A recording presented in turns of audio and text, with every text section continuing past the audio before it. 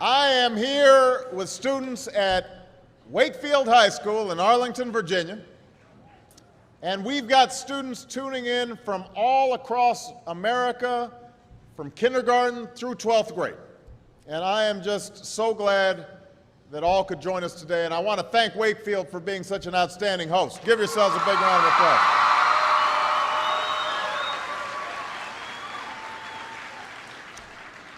Now, I know that for many of you, today is the first day of school. And for those of you in kindergarten or starting middle or high school, it's your first day in a new school, so it's understandable if you're a little nervous. I imagine there's some seniors out there who are feeling pretty good right now, with just one more year to go. And no matter what grade you're in, some of you are probably wishing it were still summer, and you could have stayed in bed just a little bit longer this morning. I know that feeling.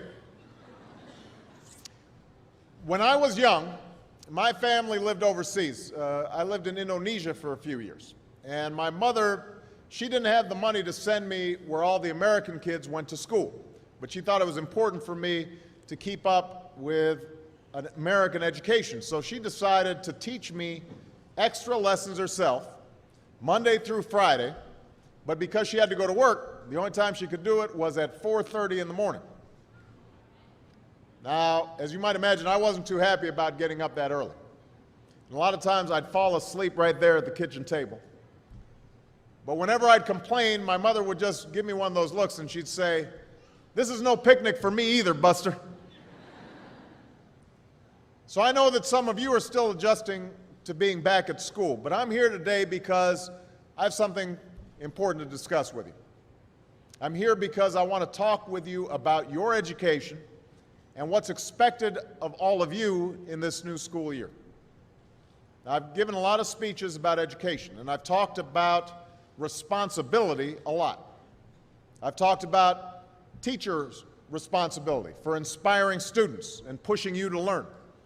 I've talked about your parents' responsibility for making sure you stay on track and you get your homework done and don't spend every waking hour in front of the TV or with the Xbox.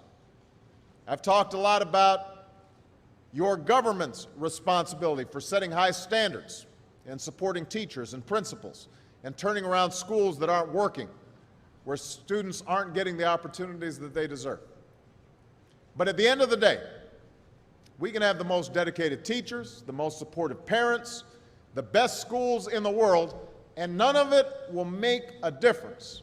None of it will matter unless all of you fulfill your responsibilities.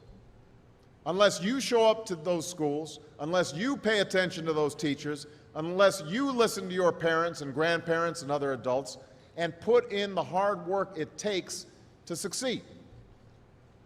And that's what I want to focus on today, the responsibility each of you has for your education. I want to start with the responsibility you have to yourself. Every single one of you has something that you're good at. Every single one of you has something to offer. And you have a responsibility to yourself to discover what that is. That's the opportunity an education can provide. Maybe you could be a great writer, maybe even good enough to write a book or articles in a newspaper, but you might not know it until you write that English paper, that English class paper that's assigned to you. Maybe you could be an innovator or an inventor, maybe even good enough to come up with the next iPhone or the new medicine or vaccine, but you might not know it until you do your project for your science class. Maybe you could be a mayor or a senator or a Supreme Court justice, but you might not know that until you join student government or the debate team. And no matter what you want to do with your life, I guarantee that you'll need an education to do it. You want to be a doctor or a teacher or a police officer? You want to be a nurse or an architect, a lawyer or a member of our military? You're going to need a good education for every single one of those careers. You cannot drop out of school and just drop into a good job. You've got to train for it and work for it and learn for it. And this isn't just important for your own life and your own future. What you make of your education will decide nothing less than the future of this country. The future of America depends on you. What you're learning in school today will determine whether we as a nation can meet our greatest challenges in the future. You'll need the knowledge and problem-solving skills you learn in science and math to cure diseases like cancer and AIDS, and to develop new energy technologies and protect our environment. You'll need the insights and critical thinking skills you gain in history and social studies to fight poverty and homelessness, crime and discrimination, and make our nation more fair and more free. You'll need the creativity and ingenuity you develop in all your classes to build new companies that will create new jobs and boost our economy. We need every single one of you to develop your talents and your skills and your intellect so you can help us old folks solve our most difficult problems. If you don't do that, if you quit on school, you're not just quitting on yourself, you're quitting on your country. Now, I know it's not always easy to do well in school. I know a lot of you have challenges in your lives right now that can make it hard to focus on your schoolwork. I get it. I know what it's like. My father left my family when I was 2 years old, and I was raised by a single mom who had to work and who struggled at times to pay the bills and wasn't always able to give us the things that other kids had. There were times when I missed having a father in my life. There were times when I was lonely and I felt like I didn't fit in. So I wasn't always as focused as I should have been on school, and I did some things that I'm not proud of, and I got in more trouble than I should have. And my life could have easily taken a turn for the worse. But I was lucky. I got a lot of second chances, and I had the opportunity to go to college and law school and follow my dreams. My wife, our First Lady, Michelle Obama, she has a similar story. Neither of her parents had gone to college, and they didn't have a lot of money. But they worked hard, and she worked hard so that she could go to the best schools in this country. So some of you might not have those advantages. Maybe you don't have adults in your life who give you the support that you need. Maybe someone in your family has lost their job and there's not enough money to go around. Maybe you live in a neighborhood where you don't feel safe or have friends who are pressuring you to do things you know aren't right. But at the end of the day, the circumstances of your life, what you look like, where you come from, how much money you have, what you've got going on at home, none of that is an excuse for neglecting your homework or having a bad attitude in school.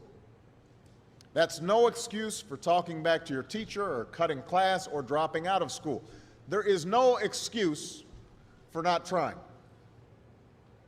Where you are right now doesn't have to determine where you'll end up.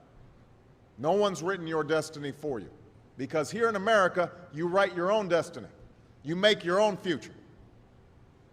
That's what young people like you are doing every day all across America. Young people like Jasmine Perez from Roma, Texas. Jasmine didn't speak English when she first started school. Neither of her parents had gone to college, but she worked hard, earned good grades, and got a scholarship to Brown University, as now in graduate school studying public health, on her way to becoming Dr. Jasmine Perez. I'm thinking about Andoni Schultz from Los Altos, California, who's fought brain cancer since he was 3. He's had to endure all sorts of treatments and surgeries, one of which affected his memory, so it took him much longer, hundreds of extra hours, to do his schoolwork. But he never fell behind. He's headed to college this fall. And then there's Chantel Steve from my hometown of Chicago, Illinois. Even when bouncing from foster home to foster home in the toughest neighborhoods in the city, she managed to get a job at a local health care center, start a program to keep young people out of gangs, and she's on track to graduate high school with honors and go on to college. And Jasmine, Andoni, and Chantel aren't any different from any of you. They face challenges in their lives just like you do. In some cases, they've got it a lot worse off than many of you. But they refuse to give up.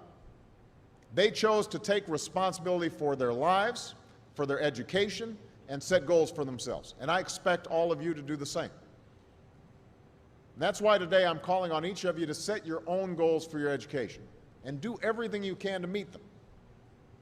Your goal can be something as simple as doing all your homework, paying attention in class, or spending some time each day reading a book. Maybe you'll decide to get involved in an extracurricular activity or volunteer in your community. Maybe you'll decide to stand up for kids who are being teased or bullied because of who they are or how they look. Because you believe, like I do, that all young people deserve a safe environment to study and learn. Maybe you'll decide to take better care of yourself so you can be more ready to learn. And along those lines, by the way, I hope all of you are washing your hands a lot and that you stay home from school when you don't feel well so we can keep people from getting the flu this fall and winter. But whatever you resolve to do, I want you to commit to it. I want you to really work at it. I know that sometimes you get that sense from TV that you can be rich and successful without any hard work, that your ticket to success is through rapping or basketball or being a reality TV star. Chances are you're not going to be any of those things. The truth is, being successful is hard. You won't love every subject that you study. You won't click with every teacher that you have. Not every homework assignment will seem completely relevant to your life right at this minute. And you won't necessarily succeed at everything the first time you try. That's okay. Some of the most successful people in the world are the ones who've had the most failures. J.K. Rowling, who wrote Harry Potter, her first Harry Potter book was rejected 12 times before it was finally published. Michael Jordan was cut from his high school basketball team. He lost hundreds of games and missed thousands of shots during his career. But he once said, "I have failed over and over and over again in my life, and that's why I succeed." These people succeeded because they understood that you can't let your failures define you. You have to let your failures teach you. You have to let them show you what to do differently the next time. So if you get into trouble, that doesn't mean you're a troublemaker. It means you need to try harder to act right. If you get a bad grade, that doesn't mean you're stupid. It just means you need to spend more time studying. No one's born being good at all things. You become good at things through hard work. You're not a varsity athlete the first time you play a new sport. You don't hit every note the first time you sing a song. You've got to practice. The same principle applies to your schoolwork.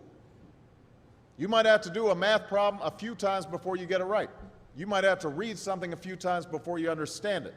You definitely have to do a few drafts of a paper before it's good enough to hand in.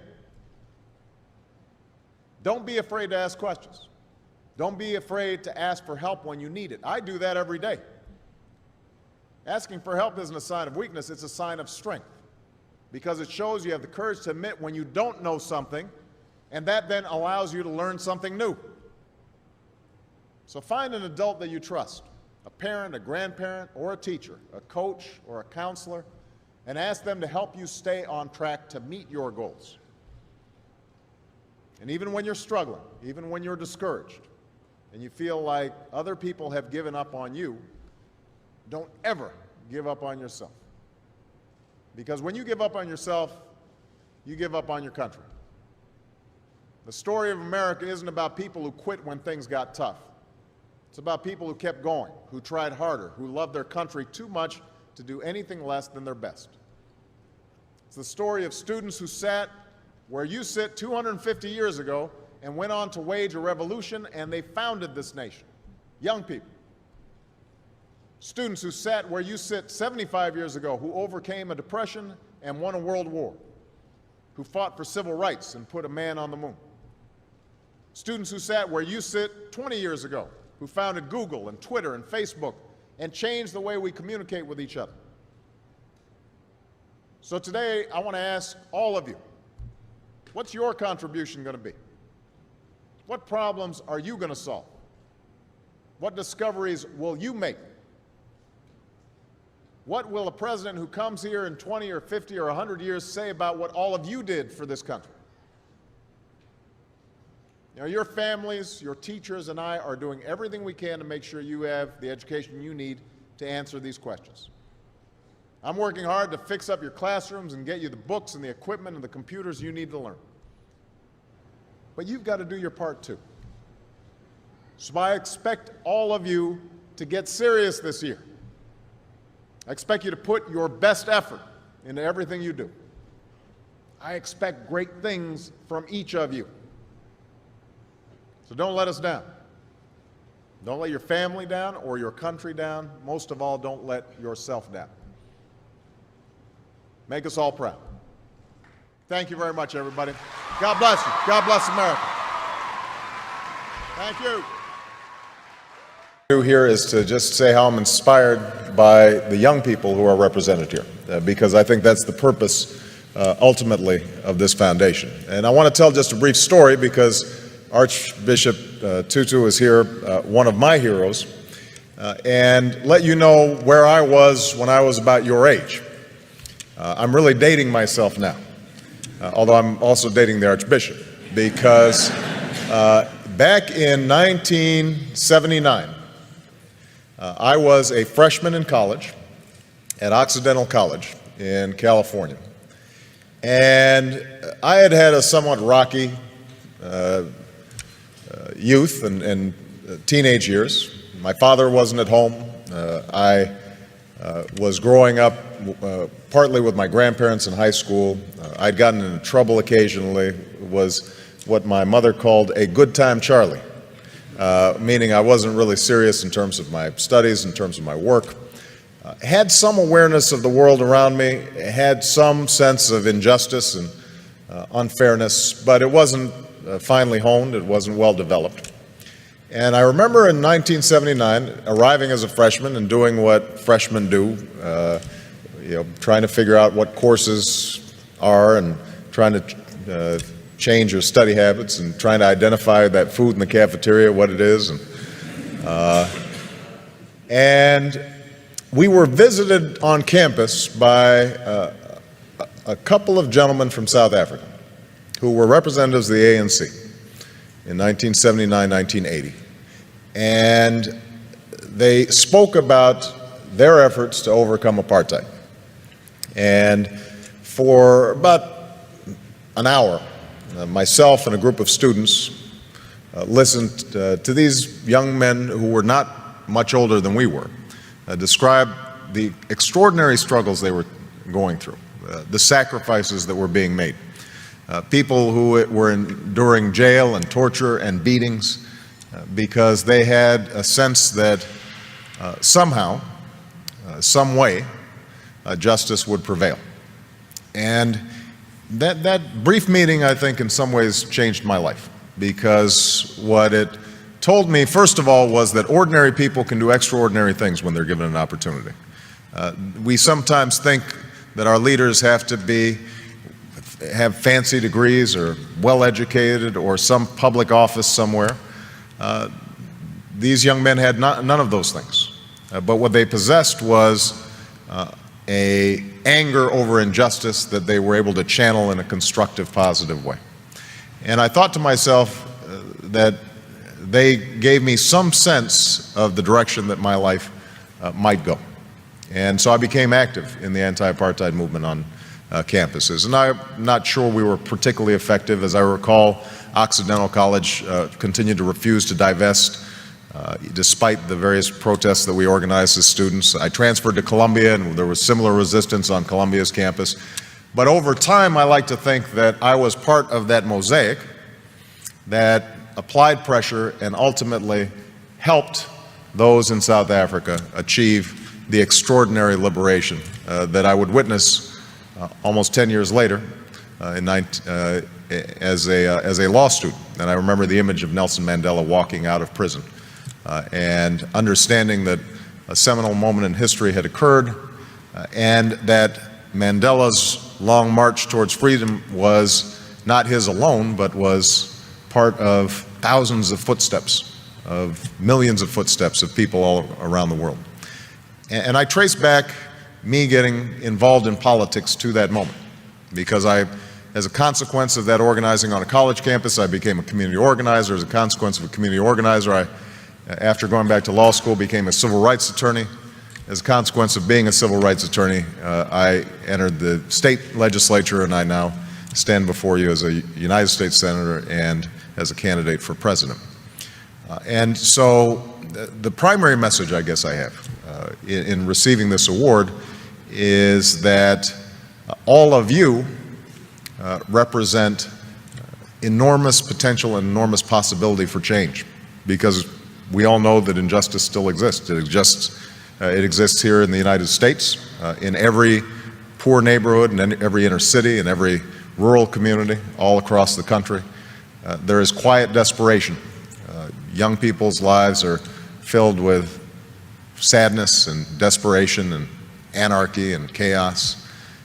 And obviously all around the world, we see those same symptoms of hopelessness made manifest in places like Darfur, in places like the Middle East, in places that too often are forgotten about and not written about until they flare up in tragedy. So I hope that all of you who are on the brink of doing extraordinary things decide to channel that talent and that energy and that imagination to figuring out how do you move the process along for a better history. You know, how do you put your shoulder against the wheel and move that boulder up the hill? And I'm absolutely confident that if all of you take up that challenge, the world is waiting for you, ready to be changed. Because I think we live in this moment in history right now where the hunger for change, the hunger for something new, the desire to break out of the ordinary, the self-interested, the petty, the trivial, is everywhere. And they're waiting for you. And so I hope that as you see the recipients of this award, you recognize that it's actually more of a tool to give you a little spark and drive you in the wonderful directions that I hope your lives take in the years to come. So thank you very much. Appreciate it.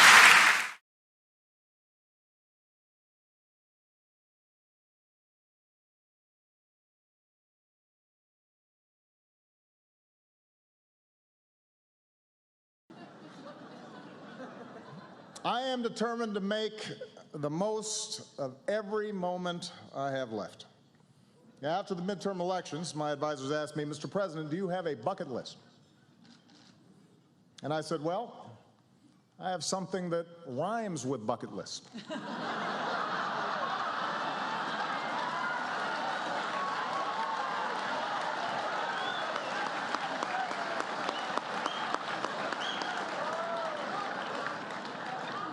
Take executive action on immigration?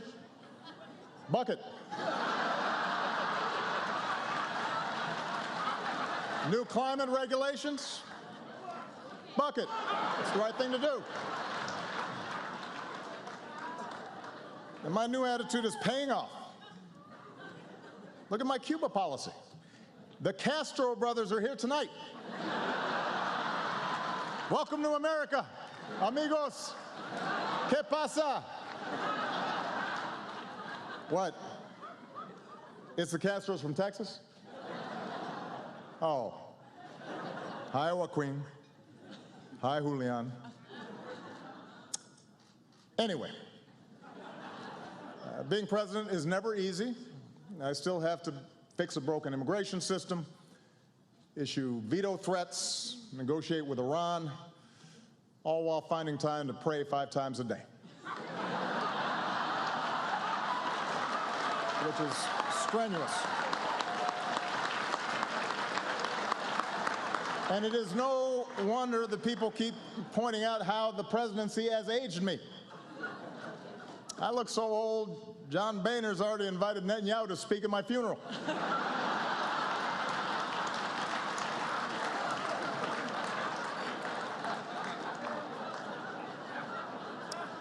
Meanwhile, Michelle hasn't aged a day.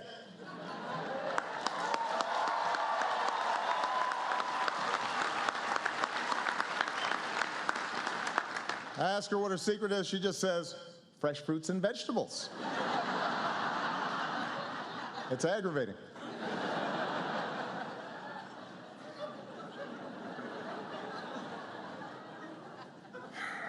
Fact is, though, at this point, my legacy is finally beginning to take shape. The economy is getting better. 9 in 10 Americans now have health coverage. Today, thanks to Obamacare, you no longer have to worry about losing your insurance if you lose your job. You're welcome, Senate Democrats.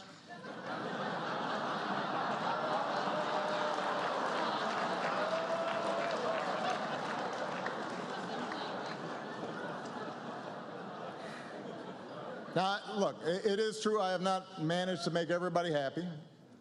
6 years into my presidency, some people still say I'm arrogant and aloof, condescending.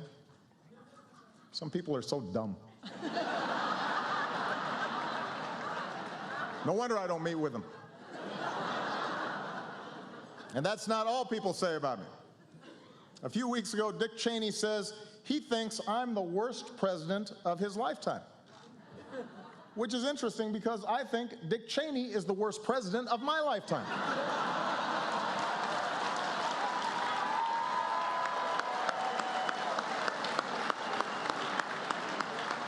It's quite a coincidence.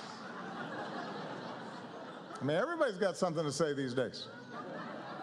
Mike Huckabee recently said, people shouldn't join our military until a true conservative is elected president. Think about that. It was so outrageous, 47 Ayatollahs wrote us a letter trying to explain to Huckabee how our system works.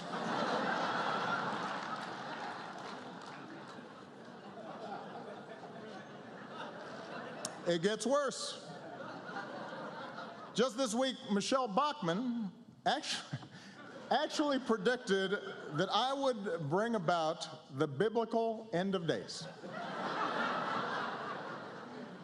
Now that's a legacy. That's big. I mean, Lincoln, Washington, they didn't do that.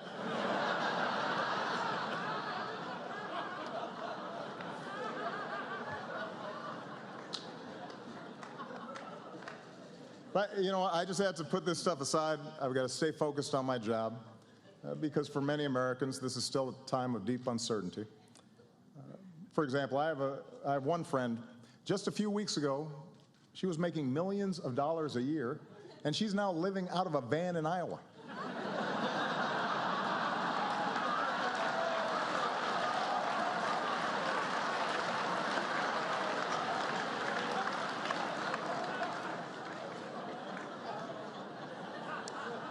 Meanwhile, back here in our nation's capital, we're always dealing with new challenges.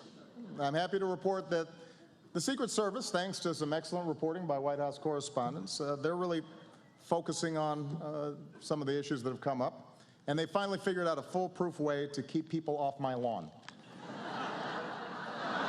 There it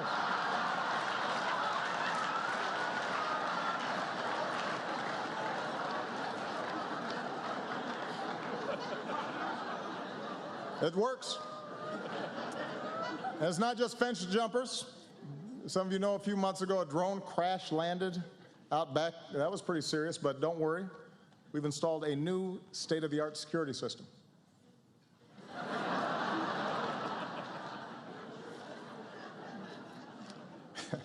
You know what?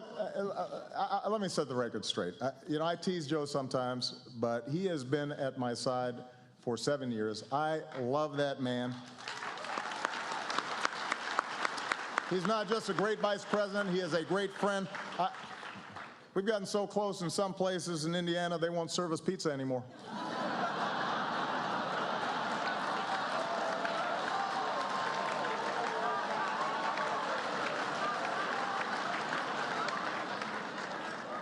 I want to thank our host for the evening, the Chicago girl, the incredibly talented Cicely Strong.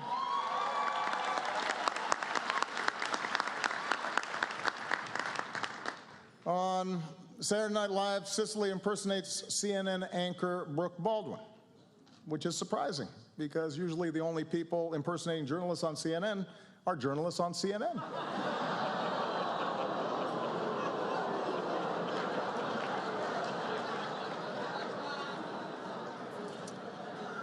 ABC is here with some of the stars from their big new comedy, Blackish. It's a great show, but I have to give ABC fair warning. Being Blackish only makes you popular for so long. Trust me. There's a shelf life to that thing.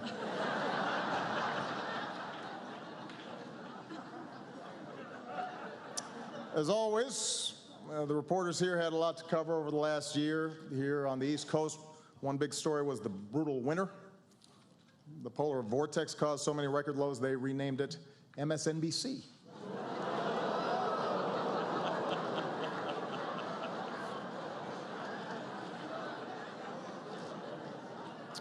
But of course, let's face it, there is one issue on every reporter's minds, and that is 2016. Already we've seen some missteps. It turns out Jeb Bush identified himself as Hispanic back in 2009. But you know what? Look, I understand. It's an innocent mistake. Reminds me of when I identified myself as American back in 1961.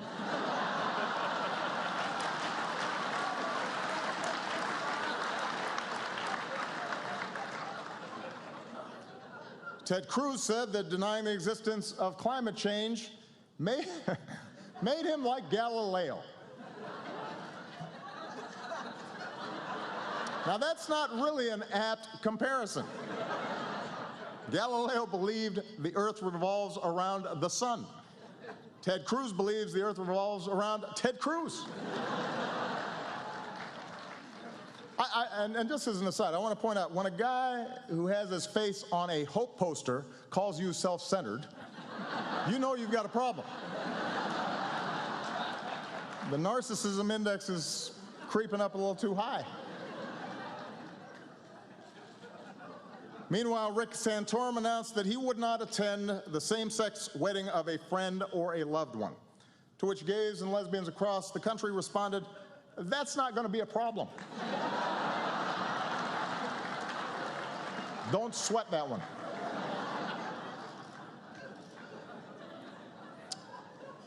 And Donald Trump is here.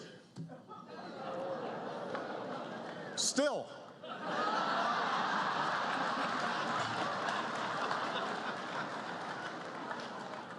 Anyway, it's amazing how time flies. Soon the first presidential contest will take place, and I, for one, cannot wait to see who the Koch brothers pick. It's exciting. Marco Rubio, Rand Paul, Ted Cruz, Jeb Bush, Scott Walker. Who will finally get that red rose?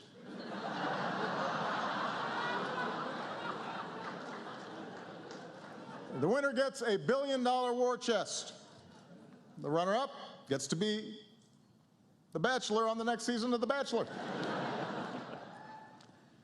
I mean, seriously, $1 billion from just two guys. Is it just me, or does that feel a little excessive? And it's almost insulting to the candidates. The Koch brothers think they need to spend $1 billion to get folks to like one of these people. It's got to hurt their feelings a little bit. And look, I know I've raised a lot of money too, but in all fairness, my middle name is Hussein. What's their excuse?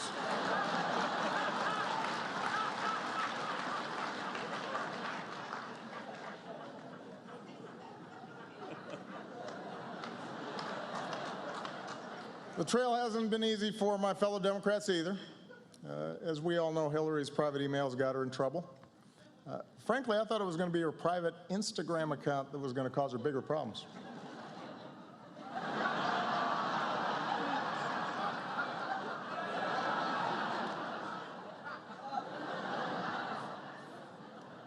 Hillary kicked things off by going completely unrecognized at a Chipotle. Not to be outdone, Martin O'Malley kicked things off by going completely unrecognized at a Martin O'Malley campaign event.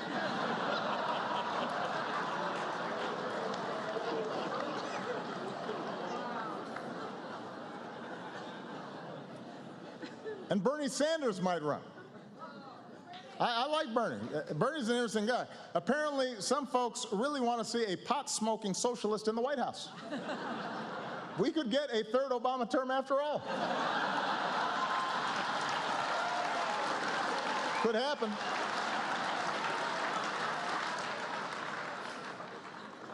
Anyway, as always, I want to close on a more serious note. You know, I often joke about tensions between me and the press, but honestly, what they say doesn't bother me. I understand we've got an adversarial system. I'm a mellow sort of guy. And that's why I invited Luther, my anger translator, to join me here tonight.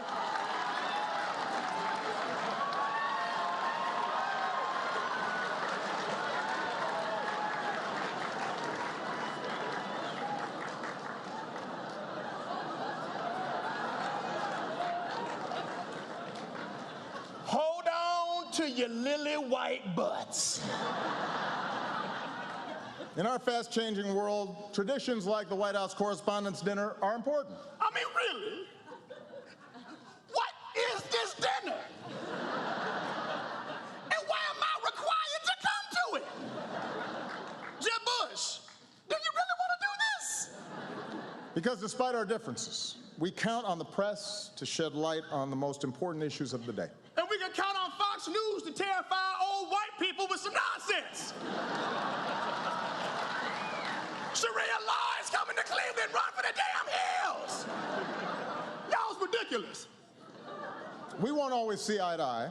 Oh, and CNN, thank you so much for the wall-to-wall Ebola coverage. For 2 whole weeks, we were one step away from the Walking Dead. And then you all got up and just moved on to the next thing. That was awesome. Oh, and by the way, just if you haven't noticed, you don't have Ebola. But I still deeply appreciate the work that you do. Y'all remember when I had that big old hole in the bottom of the Gulf of Mexico, and then I plugged it? Remember that?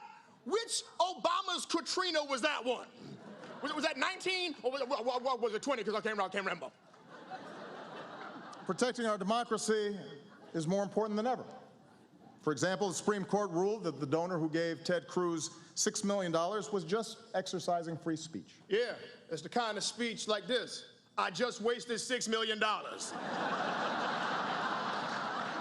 And it's not just Republicans. Hillary will have to raise huge sums of money too. Oh, yeah.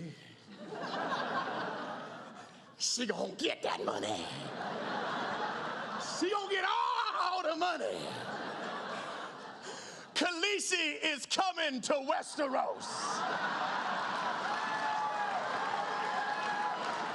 So watch out. Woo! The nonstop focus on billionaire donors creates real problems for our democracy. And that's why we're running for a 3rd term. No, we're not. We're not? No. Who the hell said that? But we do need to stay focused on some big challenges, like climate change. Hey, listen, y'all, if you haven't noticed, California is bone dry. It looked like a trailer for the new Mad Max movie up in there. Y'all think that Bradley Cooper came here because he wants to talk to Chuck Todd? He needed a glass of water. Come on. The science is clear. The science is clear. 9 out of the 10 hottest years ever came in the last decade. Now, I'm not a scientist, but I do know how to count to 10.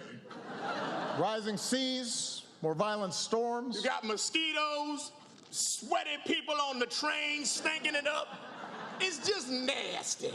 I mean, look at what's happening right now. Every serious scientist says we need to act. The Pentagon says it's a national security risk.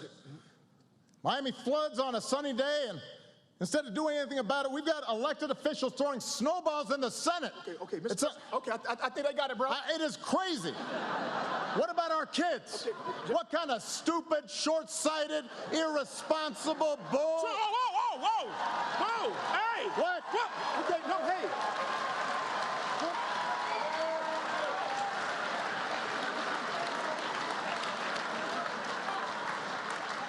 What? All due respect, sir, you don't need an anger translator. You need counseling. So now I'm out of here, man. I ain't trying to get into all this. Go.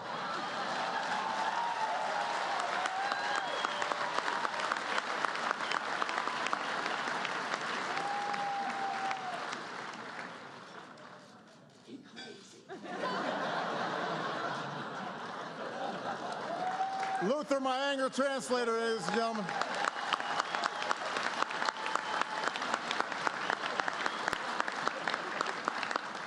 Now that I got that off my chest. You know, investigative journalism, explanatory journalism, journalism that exposes corruption and injustice and gives voice to the different and the marginalized, the voiceless. That's power. It's a privilege. It's as important to America's trajectory, to our values, our ideals, than anything that we could do in elected office. We remember journalists we lost over the past year. Journalists like Stephen Sotloff and James Foley, murdered for nothing more than trying to shine a light into some of the world's darkest corners.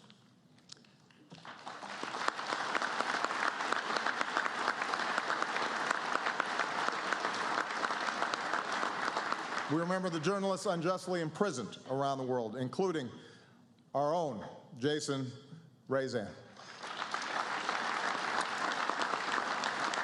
For 9 months, Jason has been imprisoned in Tehran for nothing more than writing about the hopes and the fears of the Iranian people, carrying their stories to the readers of the Washington Post in an effort to bridge our common humanity. As was already mentioned, Jason's brother Ali is here tonight, and I have told him personally we will not rest until we bring him home to his family, safe and sound.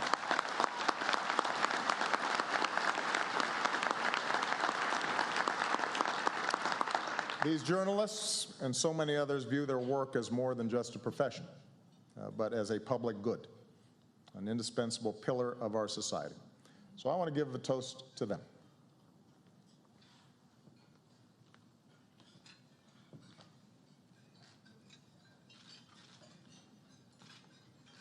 I raise a glass to them and to all of you with the words of the American foreign correspondent Dorothy Thompson.